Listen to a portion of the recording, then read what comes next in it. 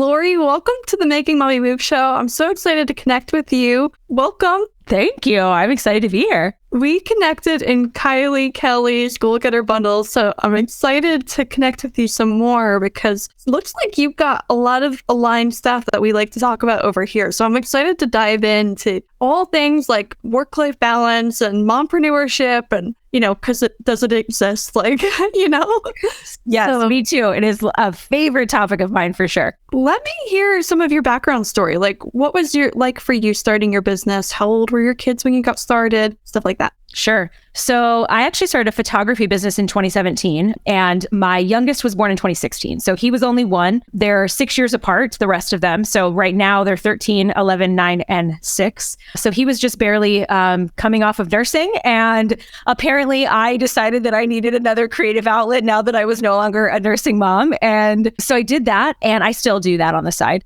But I wrote my book in 2020 because I really realized that moms were struggling and I ventured to seek out what was really working for the moms that were surviving, right? And so I interviewed and surveyed about 200 moms and I came up with 16 secrets that they were doing to help with their life and to make them feel like they were thriving. And so I published Secrets of Supermom in 2021. I wrote that in 2020. And then in 2021 is when this part of my business really started. And so, just a few years ago. Oh my gosh, I love that story. I just published my first book literally this week on Sunday and it went live and we hit #1 on Amazon in 5 categories. So it was really exciting experience, but it's so fun. I'm curious, did you self-publish or did you go through a traditional publisher? I did. I did self-publish. I went through self-publishing school with Chandler Bolt and I did, so I self-published and they walked you through the entire process and kind of, showed you how to get in front of people, showed you how to promote, showed you how to do all the things. And so, so it was a really fun experience. I would certainly do it again. If anybody is thinking about writing a book, I would absolutely recommend it. It's so much fun. Tons of work, massive amounts of work, but also totally.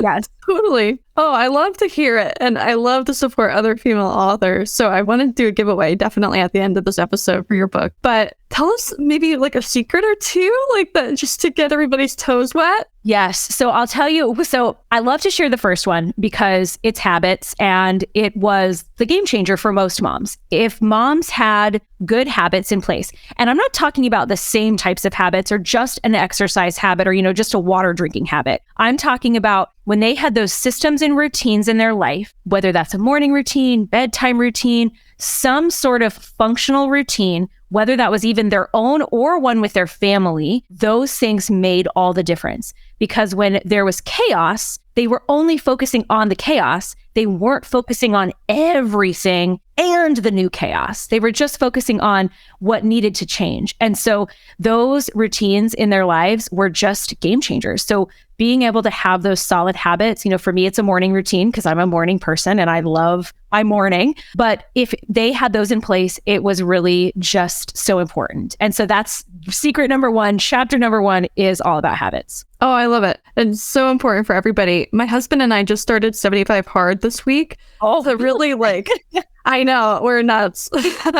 But it's actually been really good for us because we were having this epiphany, sitting on the couch, we need to follow through on taking care of ourselves more because we've been prioritizing the business or the kids or everything else but us. And it's been a real game changer to actually implement some of those habits, to take care of ourselves. So it's every morning we're going for a run or for a walk, first thing, getting that 45-minute outdoor workout in. But I'm finding it's actually really nice to come back to myself and take care of myself too. Yeah, and getting that day off. Nice. Yeah, and I think for me, so you hear that habits take 21 days or 33 days or some of this ridiculously short amount of time. And I think that's probably true for habits that you love. But for things like working out, which I do not love at all, but I know it's so good for me, right? So important for my body. It probably took me a good year for me to truly be in the habit that I was not fighting myself against it. And so I love that 75 Hard does 75 days, right? Yeah. Because it gives you a lot longer runway to say, oh, this actually does feel good. And it feels much more like a habit 21 days I just never think is enough for things that you don't love. So true. And I had a really bad soda habit. So it's like forcing me to kick that so that I'm able to have more energy and just feel better. And there's like a lot of stuff that like goes into it that is like helping curb like all of my bad habits. So Yes. I love like what you're teaching like in that first chapter. And do you find like with some of these habits that you're implementing or you're encouraging other moms to implement, like does it take like the year for them to really get used to it, or like I think it depends on what it is. So, there are moms, for example, they don't feel like they're morning people, but they know that the morning routine is what they want to put into place, right? They want some sort of process that they're following in the morning. Mm-hmm. And so for those moms that ones that have never felt like they're a morning person, it does. It takes a long time to put that into process. But once it's finally in process, it's so much easier. That's the whole point of putting these habits and routines into place, I think, is that it makes that part of your life easier. Mm-hmm. It makes it automatic. And we do not want to have to fight ourselves all the time. And we fight ourselves all the time for so many things. So if we can find ways to make life easy, to press that easy button and to say, yes, I just do this, right? So like for me, I just get up and work out because that's what I do on those days. And I don't fight against myself, and I'm not having an argument and trying to convince myself that I shouldn't put my shoes on or that I should skip today or that should I send a text and tell my coach, no, I'm not. I just go. And I think that once you get into that point, you're not fighting yourself, then all your energy, all of that amazing energy that you have can go towards the things that are really important to you and the things that might challenge you so that you can become better and more excited about your life. And so I just think that the habits are so important. Oh, I agree wholeheartedly. Do you love like Atomic Habits and like High Performance Habits? Like what are some of your favorite books? Like just so High Performance Habits, I think might have been the first like personal development book that I read once I got back into it. So like I used to read, and I did leadership training and all of these things when I was in college and post-college. But since being a mom, I kind of fell away from doing a lot of that self-focus, right? I was working on climbing the career ladder and I was working on being a bomb mom, and that was about it, right?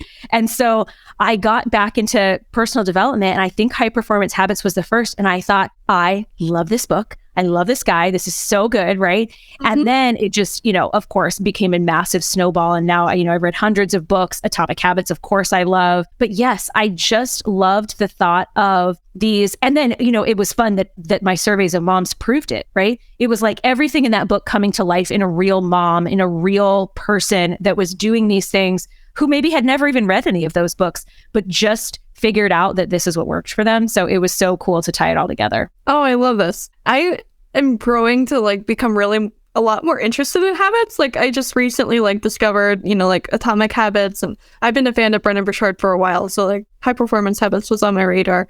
But like I'm seeing the way that it's like all piling into the daily life. So thank you for sharing that. And I hope everybody goes and gets the book because we all need it. They're both. Yes. If you're going to pick one, I would go Atomic Habits. It's a much easier read than High Performance Habits. I think High Performance Habits is intense. It's a lot, but for me, I loved it. And, like it drug me in and I wanted more. But if you want to start with something that is like very applicable, then I think Atomic Habits is the way to start with it. Cool. Good to know. Yeah. So let's chat a little bit more about moms that are struggling to get things done. Like any kind of motivation hacks that you have that you want to share with everybody, stuff like that. I think that we put so much pressure on ourselves to have everything be so perfect and do it the right way. And we want to also feel motivated about it at the same time. And I think we just need to stop all of that and just find the tiniest way to start. Because I think that we expect to be motivated to do some of these, maybe it's a new exciting thing, maybe it's chores that we don't want to do,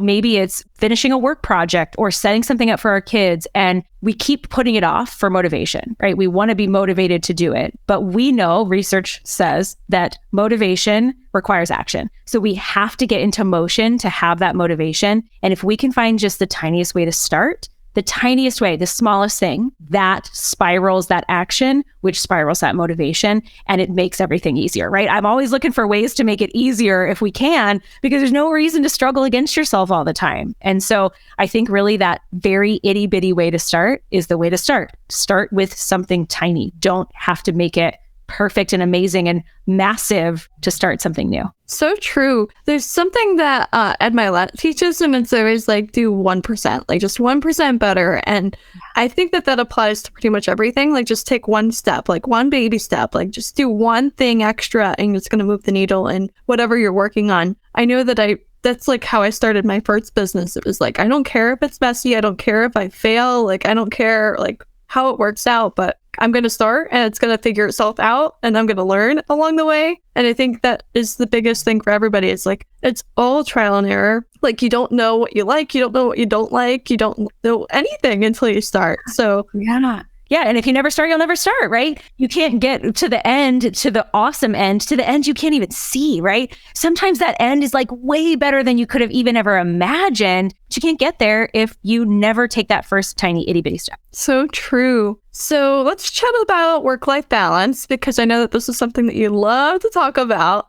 Tell me what it looked like for you when you were starting your photography business with your 1-year-old, because I think a lot of us can relate to that, myself included. Yes. For sure. So working full time, leading teams, 4 children, husband traveled all the time. And so it seems like, as I tell this story, it feels like that would be a terrible time to start a business on the side, right? That would be a terrible time to be like, I should totally start a business. This will be fun. But for me, I told you I finished nursing, right? So now all of a sudden my body was back to be mine. So I knew I needed things that were going to be healthy for me. And I also found that I needed something creative for me. So my leading teams is a very problem-solving focused, leadership focused, very logically focused position for me. Mm-hmm. And I love that. I excel in that. And I find lots of joy in that. But I also really like to be creative. And I felt like I wasn't getting that piece out of my career. And so when I thought, oh my goodness, I could start a photography business. I loved photography. I had taken pictures since I was, in junior high probably. And I thought I could do this for people just on the side, cute little families, babies at their houses, like all of these fun things. I thought that is a great way for me to add a little bit of income to our world and also to be able to get that creative outlet that I felt like I was missing. It would feel like mine and it would feel like something creative. And so I thought, okay, I'm going to start this. I'm going to do this. And I'm going to figure it out. We're going to figure out what times I can do this and how I can schedule sessions. When is my husband going to be home from trips and how I can make this work? And I just started. And so it did require a lot of good time management, productivity. That's why I teach it to moms, because I know all these things are possible, but you do have to get some skills in place, right? Especially if your schedule's kind of a hot mess all the time, you do have to really put it together so that you can do all the things that you want to do, but it's possible. Can you share one of your favorite work-life balance hacks, time management hacks, something like that? Yes, absolutely. So I think if someone were saying I can only start one thing, I would tell you to start weekly planning. And so for me, that's on Sunday mornings. I sit down with our electronic calendar and my work electronic calendar and my personal planner and all the things, my ongoing to-do list, and I plan out the entire week. And sometimes I plan 2 weeks if I know it's going to be madness, but the weekly planning, sitting down and looking strategically at my week, looking strategically at what we have as a family and for my career and for my business and for my family and all of the friends and all the other exciting things that we have in our lives. I look at all of that together and I can easily see, is this doable or is it not? Do I need help or am I cool? Do I need to have a conversation with the family? Do I need to have a conversation with my husband? Do I need to cancel some stuff this week? Did I think I had time to go to dinner with a friend and that's going to be a hard no? Or is that dinner really important with this friend and I've got to figure out some other way to get a child to soccer practice or, whatever it is. And so that time that I spend, that 20 minutes, 30 minutes that I spend on Sunday mornings is massively valuable to my week. And so that really is how I get it all done. It really is that one thing is like that domino that knocks everything else down. So I want to ask, do you delegate a lot of stuff? As far as for example, in the peak of wedding season for me, I have to hire someone to come clean my house because I can't physically do everything. I can't keep up on the laundry for 5 people. I can't keep up on the dishes piling up in the sink and just the toys all over the place. So I'm curious, when it gets really busy, when it's there's no time to barely even sleep, let alone do all the other stuff that keeps the household going. Like, do you delegate? Like, do you bring in other help? Yes. So I will tell you, one of the chapters in Secrets of Supermom is the secret of help because it's super important.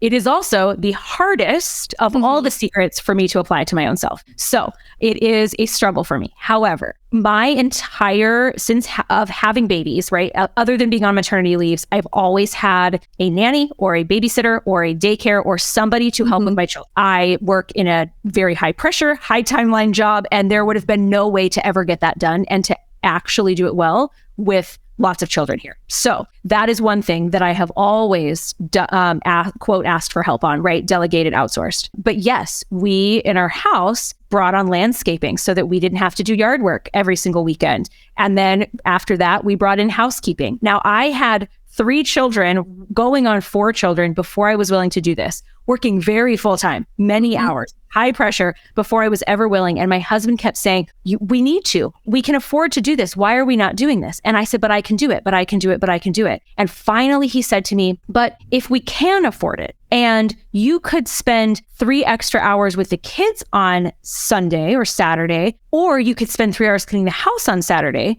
like, what would you rather do? And he's like, I know what I would rather do.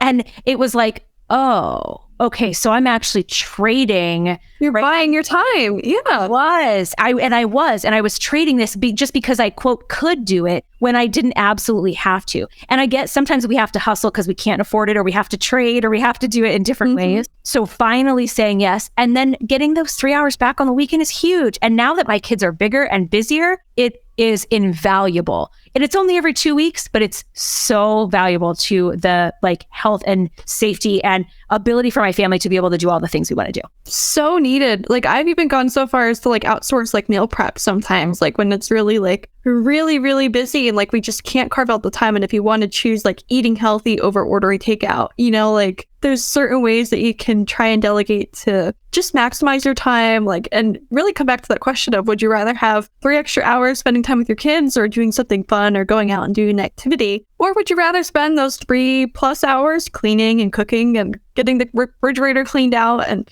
shopping and all of that stuff? Yes. And I think, as an ambitious mom, and as we work with ambitious moms, the moms don't want to delegate things at work because there are things that they really are passionate about and they love doing that. Most of them are not passionate about vacuuming, right? They're not passionate about doing laundry. And so to give those things up is a lot easier. And it's a lot easier even to outsource sometimes those things than some of those things that you're really passionate about in your business. So I certainly think you can outsource in your business, but outsourcing at home is just as good because time is time, right? It doesn't matter where it's actually going. Time is time. So if it saves it for you, no matter where it saves it, it's worth it to you. So good. Can you share, how do you effectively prioritize your time, especially as a working mom? Because I think that this is the perfect transition for that question, because we kind of touched on this, there's so many things on your to-do list for cooking and cleaning and working and kids. And if they're in daycare and you have client meetings, what does your workday look like and how do you prioritize? Yeah,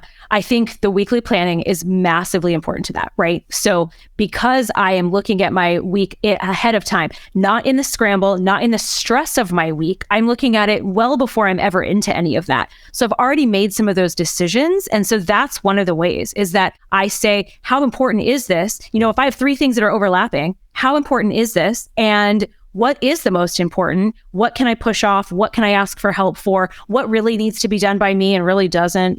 What would be super fun to do and I want to keep and I want to get rid of something else? So it allows me to start asking myself those questions. And I think that those questions are really important because if we're constantly doing things that feel terrible, that drain our energy, that are things that we felt like we should do, but we don't really want to, if our whole schedule is filled with that, then it's really hard to be excited about anything. And so being able to look at it holistically, I think is one of the things. And then the other thing is just because I've planned it in advance, I know when I'm going to get stuff done. I know when things are happening, right, that are overlapping or that do require me to be very efficient so that I can get it all done. And then I think the other 2 things that are really, really important is planning in buffer time. So planning in when you're not sure how something's going to take, giving it a little extra longer, or planning a little bit of time between meetings, planning a little bit of time on a day where you can have some of those fall off tasks, because every day is going to get crazy, right? We want our weekly plan to go perfectly, but it never will. And so if I sit down and I make a weekly plan and I expect it to go perfectly, I'm going to end every single week feeling like I have no priorities and feeling disappointed. But I don't. I start it and I say, all right, here's the grand plan. Let's see what we can get done. And sometimes things have to move. Sometimes things have to shift. Sometimes I have to dump stuff into a buffer spot. And that's okay because I'm planning for that to happen. I'm not expecting things to go perfectly. And then the last thing that I've done probably for 6 months now is planning white space. And that is actually planning nothing on purpose with the option to decide what I'm going to do. Because I think that we want to take care of ourselves so much, right? And we think, oh, I'll just plan a spa day, or I should go get a pedicure, or I'm going to read a book silently for 30 minutes on the patio. And then that's not what you really are feeling at that time, right? Maybe I am planning to read a book for this 30 minutes and I actually put it in my schedule, but then all I want to do is go talk to someone because I really need some social time, right? So being able to plan open space that has nothing in it lets me go, do I want to go out to dinner with a family? Do I want to sit silently in my room? Do I want to watch a movie? Do I want to go for a run, right? It gives me all these options so that I can do what I feel like I need in that moment. And then if I'm consistently taking care of myself and saying, what do you need right now? And going to do that and having the time to do that, man, I feel like so high energy all the time. And I really think it's been huge for me. So I've loved that. And I've been passing that on because it's not been, that's not been a thing I've done for years, like weekly planning or morning routines, but it sure is making a difference. I love that. I haven't heard that before. And I love everything about that because I can't tell you how many times I've planned, whether it's to go out with the friends, to meet them for a drink or something. And my battery is so drained, in myself that when it comes time, it's oh, I really don't want to do this.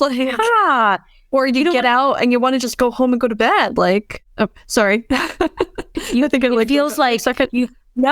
feels like you planned this thing that seems exciting in the moment, but then when you get to it, you're kind of dreading it. And I mean, sometimes you're excited to do it, right? But this way, if you have nothing, then you can say, oh, maybe I do feel like, going out for ice cream or going out for drinks or going out and doing something fun. Or maybe I just need some silence. Maybe I just need to go sit in a bath. And I hate baths. I don't actually take them, but some of you do. And if you love a bath and you need to sit in silence in the bath, go do that, right? And it gives you that chance. So yeah, I'm loving the purposeful white space. So if you're weekly planning, pop that in too. And both of those together, winning every week. I love that. And I think it also gives you that flexibility that in the event that something comes up, you can easily move something around. And it's I have this block in my schedule right here. I could do this then if I really have to, if it's an emergency, yes. It gives you that flexibility. Because how often do we schedule every single second, right? I was so guilty of that.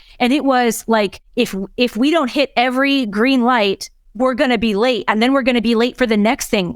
I was crazy about getting so many things packed into a day. And then when it wouldn't hit, right? When something would go wrong, because with 4 kids, something goes wrong. And then I would be so frustrated. And it was not a life that you wanted to be living. You don't want to be frustrated every day. And really, truly, if you look inside, know that it was your fault, right? You scheduled it that way. And so having to take that step back and say, I need to do this differently has been so much better. I love it. I know you have a special gift that you're going to share with our audience. So can you share what that is? Yeah. So the Master Your Time Toolkit is a super popular toolkit that I have.